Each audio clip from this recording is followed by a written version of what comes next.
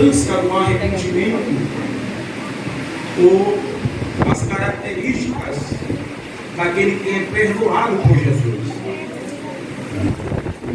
É uma das mensagens centrais de Jesus Cristo. E quando estudamos a Bíblia Sagrada, encontramos inúmeras passagens de Jesus pregando acerca do arrependimento. E quando fala sobre arrependimento, fala sobre mudança de vida.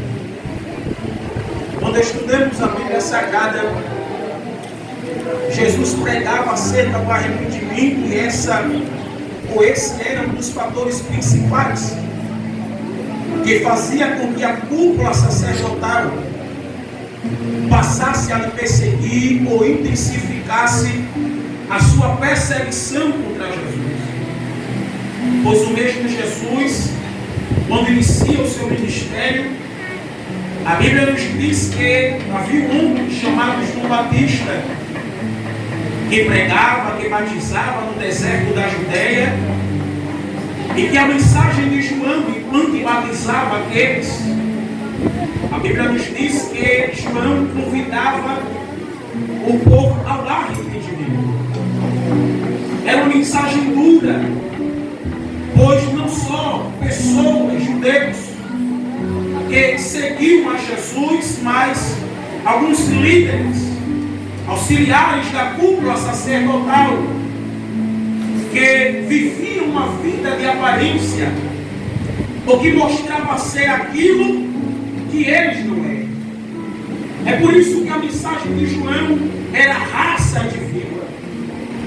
Quem vos ensinou a fugir da ira vindoura?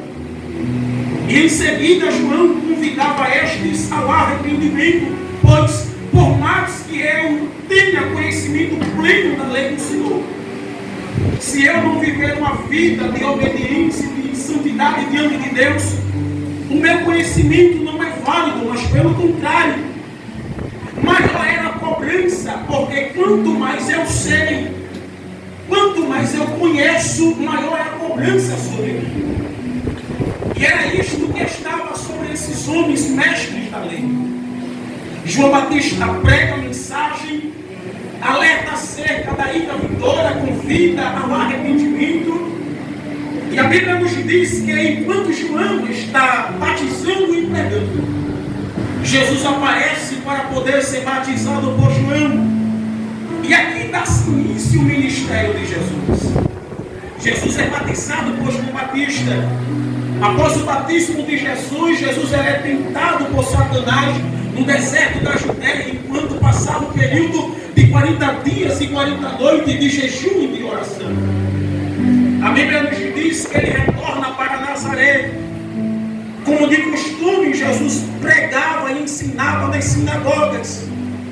A multidão ficava maravilhada através dos seus ensinamentos. A Bíblia nos diz que Jesus agora vai se retirar de Nazaré, vai atravessar o mar da Galileia e vai passar a habitar entre as regiões de Cafarnaum. A Bíblia nos diz que em Cafarnaum Jesus agora chama os seus primeiros discípulos. E entre eles estava Pedro, André, Tiago, João. A Bíblia nos mostra que Jesus chama os seus primeiros discípulos e vai passar a iniciar aqui o discipulado de Jesus para eles. Note que a vida dos discípulos, ou o chamado de Jesus, foi algo que gerou uma transformação gradativa dentre os discípulos de Jesus.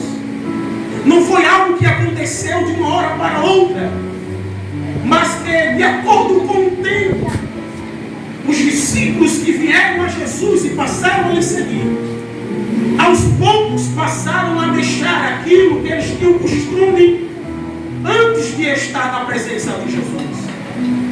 A Bíblia nos mostra que Jesus chama os 12. Em Marcos capítulo 13, versículo 13, Jesus chama para si aos quais ele quis. Nomeou 12 para que estivessem com ele. os deu autoridade sobre as enfermidades e sobre os demônios. A Bíblia nos mostra que Jesus envia os seus discípulos e por onde eles passavam realizavam milagres e maravilhas. Os discípulos estão animados, porque por onde eles passam, estendem as mãos, liberam a palavra, acontecem sinais que estava endemoniado através da autoridade que havia no nome de Jesus. As pessoas eram libertas. Quem estava enfermo logo era curado. Quem era coxo voltava a andar. Quem era surdo voltava a ouvir. Quem era mudo voltava a falar. Quem era cego voltava a enxergar. Os milagres estavam acontecendo. Tudo que Jesus havia dito aos discípulos agora está acontecendo, está sendo realizado. Os discípulos estão felizes porque têm poder, virtude que receberam de Jesus. Só que agora o Lucas escreve no capítulo 10, a partir do versículo 17. A Bíblia nos diz que Jesus dá um choque de realidade nos seus discípulos, ensinando a eles que por mais que eles tivessem a autoridade para expulsar demônios, curar enfermidades, mas se eles não tivessem o nome escrito no livro da vida, nada disso era válido. Então aqui entendemos que por mais que eu tenha autoridade, dom de curar, dom de pregar, estenda a minha mão, libere uma palavra e quem está enfermo logo é curado. Por mais que eu tenha tudo isso, se eu não tiver meu nome no livro da vida, de nada disso vale. Até porque o próprio Jesus ele ensina os discípulos, dizendo: naquele grande dia, muitos virão a mim, em teu nome não operamos maravilhas, milagres, não expulsamos demônios, então eu vos direi abertamente: apartai-vos de mim, vocês que praticam a iniquidade. Tem muita gente que prega, canta, dom de operação de maravilhas, mas naquele grande dia não entrará pelos portões celestiais. Mas tem gente que está aqui, que até não pode cantar, não pode pregar, não prega muito, não tem tanta eloquência, não tem dom de operação de maravilha, mas naquele grande dia vai ser chamado filho bendito do meu Pai. Até porque o dom de pregar não salva quem prega, pode até salvar quem ouve. Não adianta eu pregar muito ou cantar muito e viver uma vida distante do céu. É por isso que o fator principal da mensagem de Jesus é: se arrependam. Porque na época, os escribas e fariseus, doutores da lei, eram homens que eram conhecedores, eram homens que exigiam do povo uma carga que nem eles mesmos conseguiam carregar. E isto revelava a hipocrisia daquele povo. E Jesus traz esta mensagem: não adianta eu querer mostrar ser aquilo que eu não sou. E isto faz-nos entender acerca da mensagem do arrependimento. É por isso que Jesus, enquanto realizava milagres, Jesus pregava sobre o arrependimento. E em Mateus capítulo 4, versículo 17, a Bíblia diz que quando Jesus está iniciando o seu ministério, ele chega em Cafarnaum. E antes de Jesus realizar qualquer milagre, a primeira coisa que Jesus faz é pregar a palavra. E no capítulo 4, versículo de número 17 de Mateus, olha a mensagem de Jesus. Desde então, começou Jesus a pregar e a dizer: arrependei-vos, porque é chegado o reino de Deus.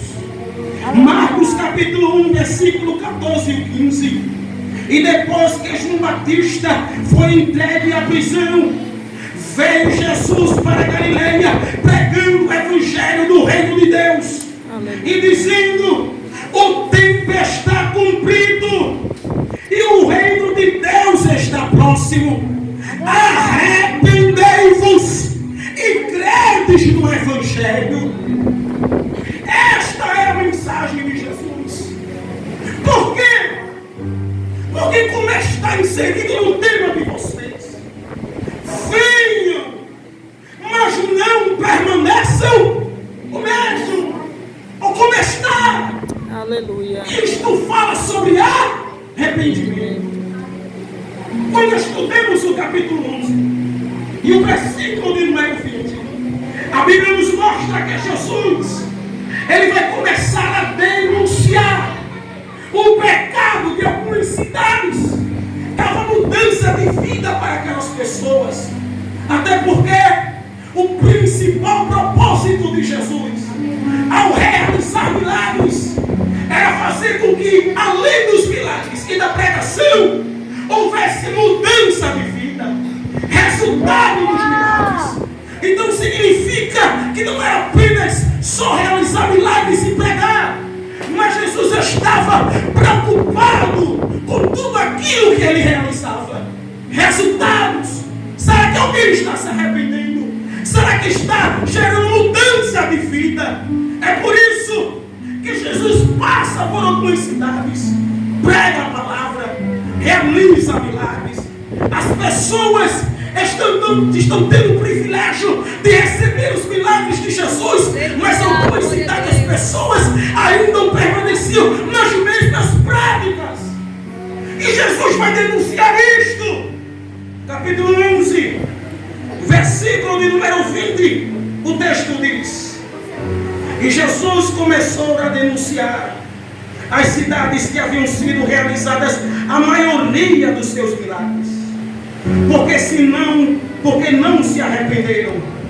E Jesus começa a pregar dizendo: ai de você, Corazim, ai de você, Betsaida, porque se os milagres que foram realizados entre vocês tivessem sido realizados em Tiro e em Sidom, há muito tempo elas teriam se arrependido, vestido-se de roupas de saco e cobrindo-se de cinza. Aí ele conclui dizendo: e você, Cafarnaum, será levada até o céu não pelo compromisso em que vocês foram realizados.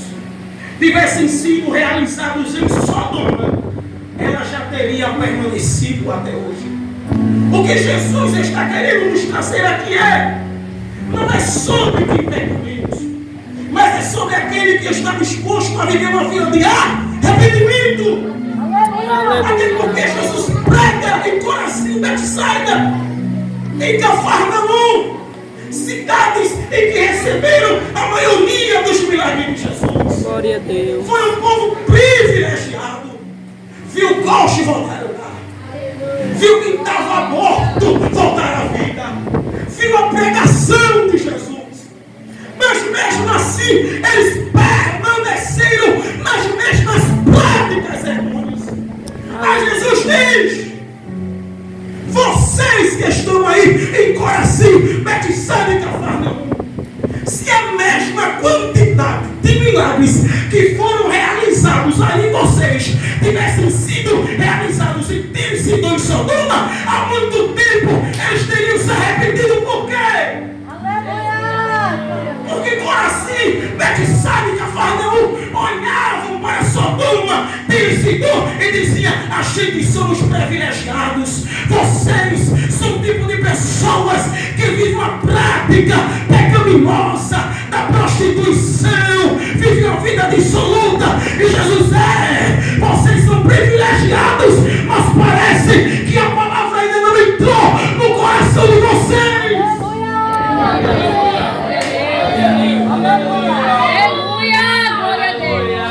Olhavam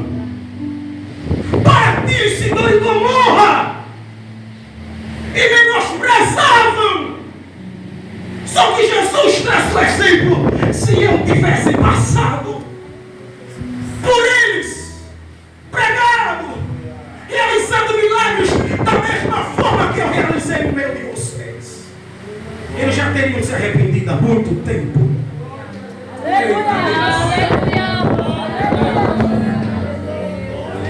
Não é sobre quem peca menos.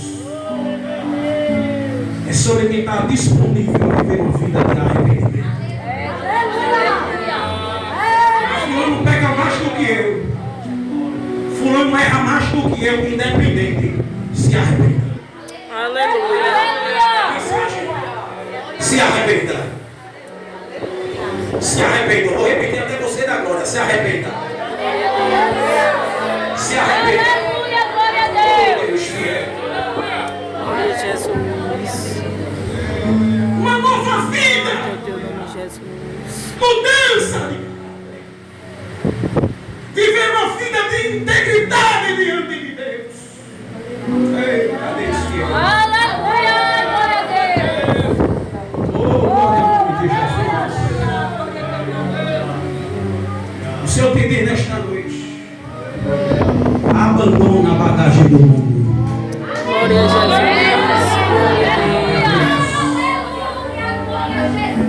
Tem muita coisa que tu ainda carrega que eu não me agrado. Aleluia. Tem muitas práticas que eu não tenho me agradado. Glória a Jesus. Se for preciso, eu te farei perder. Porque eu prefiro ver você perder do que ver você perdida. Eita Deus. Estás entendendo agora? Porque eu tenho causado algum reboliço para poder te trazer para perto de mim. Não estás entendendo agora porque tanta coisa tem acontecido. Oh, Deus fiel. Aleluia. Oh,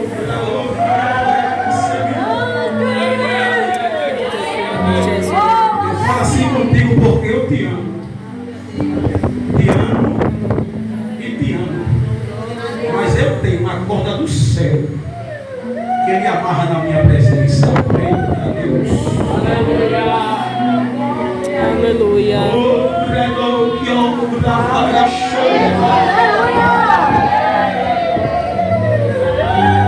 Mas Jesus no capítulo 11 e o versículo de número 28,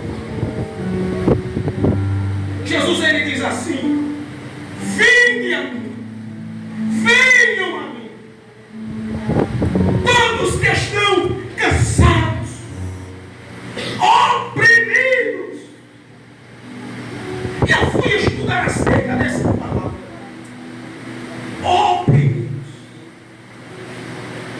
Que no dicionário Aurélio quer dizer dominado por uma tirania. Eita Deus.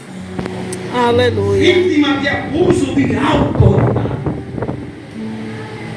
Quando Jesus ele diz assim: vinde a mim todos que estão cansados e oprimidos. Jesus está dizendo: vocês que estão sendo dominados pela tirania do inferno, sendo atacados, sendo oprimidos por Satanás, venham a mim, ó Deus.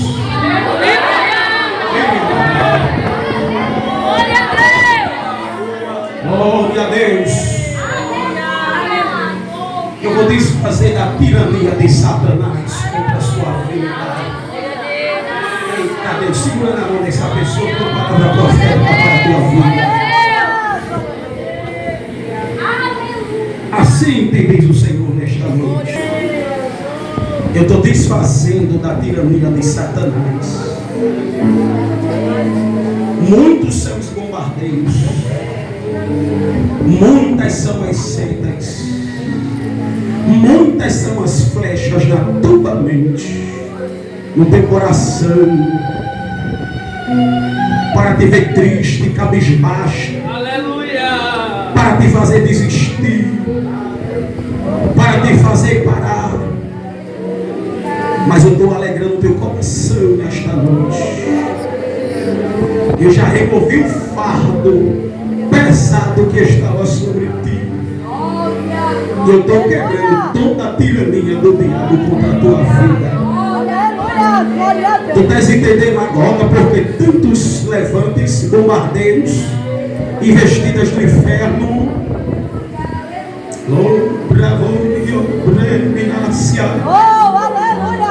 Eu estou blindando a tua mente. Eu estou blindando o teu coração. Eu sei que grande é a luta no teu interior. O inferno bombardeia na direita, na esquerda, na retaguarda. Muitas estratégias são levantadas para te fazer parar. Mas nesta noite eu te digo, Satanás quebrou a cara. Porque a intenção dele era fazer com que você não chegasse aqui nesta noite. Te ver triste. Mas eu estou alegrando o teu coração agora.